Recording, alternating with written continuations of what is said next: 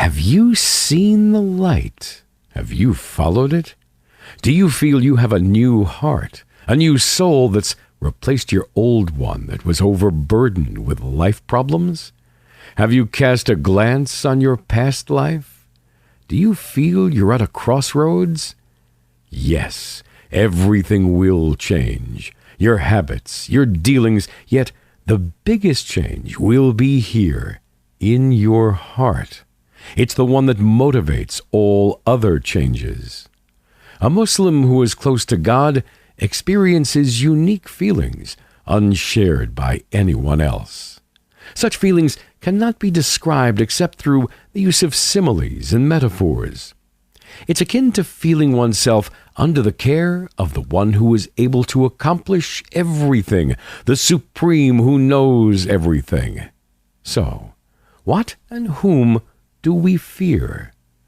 A Muslim echoes the words of Prophet Moses when Pharaoh and his army were about to catch up with him and his followers, who complained that they would certainly be overrun. He confidently said, قال كلا إن معي ربي سيهدين. 26:62. As you feel the change in your heart, all your life will change.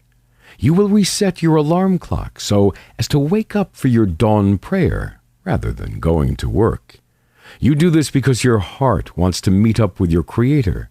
You do this 5 times every day: before sunrise, at midday, mid-afternoon, after sunset, and at night.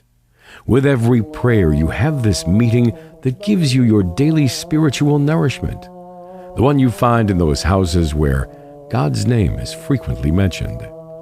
Your hand will cause no harm to anyone.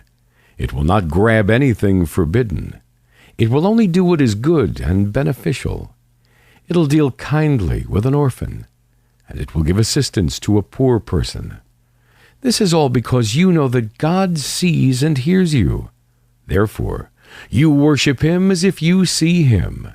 Well, He sees you even though you do not see Him. Your eyes will not look at what God has forbidden, because you realize that what God has forbidden is unsightly and gives you a feeling of disgust. God has made the forbidden hateful to you, and you love what is permissible. Now you will feel what is forbidden jars on your ears. You will prefer to listen to a Quranic recitation. Your heart needs nourishment, and the best it has is God's words. Your mouth will not take in anything forbidden. No intoxicant, no pork, no drugs. Islam forbids all that affects the human mind. Your legs will not walk to a place where what God has forbidden is practiced. You feel the serenity in places where God is obeyed, and you experience worry where He is disobeyed. Yet the change will not affect you only. You've been using your phone for business or social contacts, but now you will add a call to your parents, whom you've not called for a long time. They are advancing in years, so you must speak tenderly to them. Tell them you have become a Muslim and that God has given your heart the light of Islam. Perhaps they will join you when they realize that they too can experience the same happiness you feel.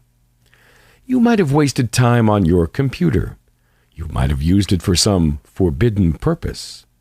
Now you will use it to learn more about your new faith and to be in touch with your Muslim group.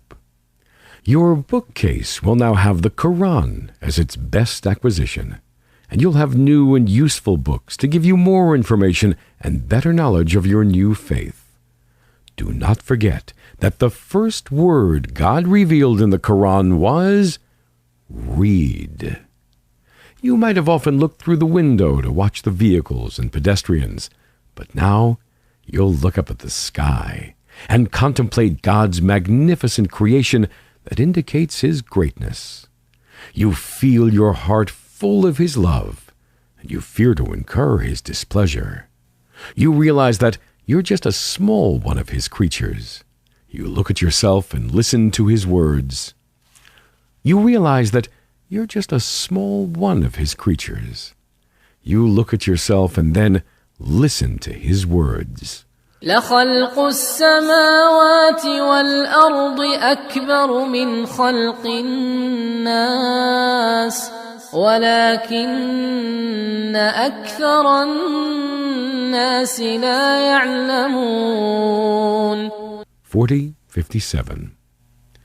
All these changes are motivated by a heart that loves God. Therefore, start with setting your heart on the right course.